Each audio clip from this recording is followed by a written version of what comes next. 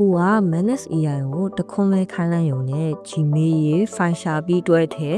အကူသူ့ဘာသာပြင်ဆင်ပြီးပို့ပေးနိုင်မယ်ဆိုရှုံးလား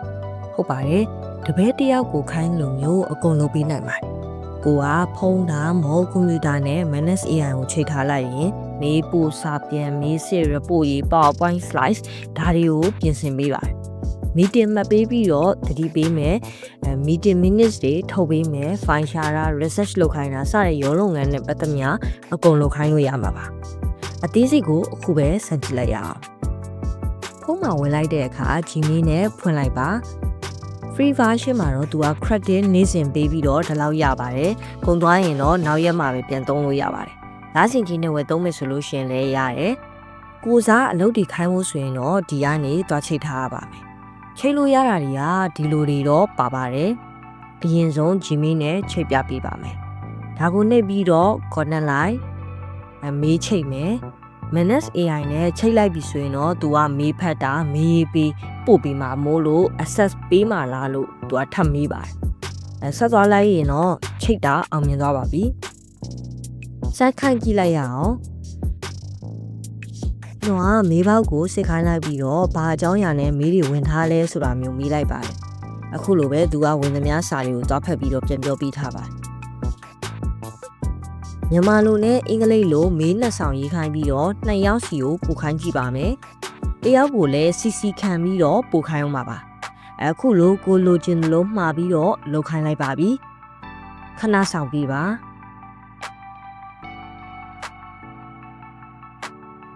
သူရေးပေးထားတဲ့စာကိုသူအရင်ပြပါတယ်ရေးသားတွေက okay လို့သူ့ကိုဆက်လုပ်ခိုင်းလိုက်တဲ့အခါမှာတော့သူကမေးပို့ပေးပါတော့မယ်ကိုက Manage AI app ထဲကနေအကုန်ခိုင်းသူကကိုခိုင်းတဲ့ app တွေကိုနောက်ွယ်ရနေပြီးတော့တွားလုပ်ပေးနေတာပါမင်းမပုံခင်မှာသူကအရင်လာပြတယ်ကိုစီကခွင့်ပြုလိုက်ရင်တော့သူကသွားပြီးတော့ပို့ပေးပါပြီမေးတဲ့ရောက်မရောက်စစ်ကြည့်တော့အကုန်လုံးကကွက်တီပါပဲကဲ Google Drive နဲ့ချိန်ထားမယ်ဆိုလို့ရှိရင်သူက file ရှာခိုင်းတာ file တွဲပြီးတော့မေးပို့ခိုင်းတာfile တွေကိုသူ့ကိုဖတ်ခိုင်းပြီးတော့ report ထုတ်ခိုင်းတာ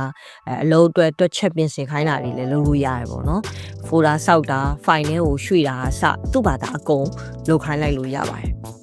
အခုလိုမျိုးတော့ access ပေးထားဖို့တော့လိုပါတယ်ကိုက Manage AI နဲ့ချိန်ထားတာကိုပြန်ဖြုတ်ချင်လို့ရှိရင်တော့ဒီမေးရဲ့ဟောဒီနေရာကနေသွားပြီးတော့ access ပြန်ဖြုတ်ထားရုံပါပဲ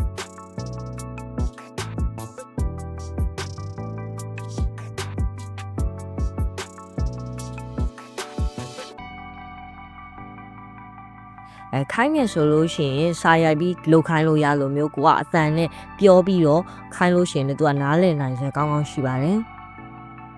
meeting appointment တွေကိုမှတ်ခိုင်းထားပြီးတော့နားနေရင်တတိပေးခိုင်းမယ်ဆိုလို့ရှိရင်ရပါတယ်ဒီမှာဆိုကျွန်တော်က presentation အတွက်ပေါ့နော် PowerPoint slides တွေပြင်ခိုင်းပါdata တွေ research လုပ်ပြီးတော့ plan ပါအကြံပေးခိုင်းတာမျိုးပေါ့ခဏဆောက်လိုက်တာနဲ့အခုလိုတည်သက်ပြီး professional ကြတဲ့ slides မျိုးရလာပါတယ်မိတ်ဆွေက Telegram နဲ့ချိန်ထားမယ်ဆိုလို့ရှိရင် Telegram နဲ့ကနေပြီးတော့စကားပြောပြီးအကုန်လုပ်ခိုင်းလို့ရပါတယ်research လုပ်ခိုင်း link တွေ file တွေရှာခိုင်းတာဒါတော့ဆွဲခိုင်းပြီးတော့ဒီမှာလာပို့ခိုင်းတာမျိုးပေါ့နော်အဲ့လိုမျိုးကြီးရတယ်ဆက်ထဲမှာပြန်သိမ်းခိုင်းတာတို့ drive ထဲသိမ်းခိုင်းတာမျိုးတွေလည်းလုပ်ခိုင်းလို့ရပါတယ်ကဲအခုဆိုရင်တော့ရုံးလုပ်တွေမှာလက်ထဝန်နဲ့ရလိုက်သလိုမျိုးအတော်လုံးဖြစ်မဲ့ AI agent ကြောင်းသိသွားလာပြီပေါ့နော်မိတ်ဆွေလည်းကိုယ်တိုင်သုံးကြည့်ပြီးရင် comment မှာပြန်ပြီးတော့လာပြောပေးခဲ့ပါအောင်နော်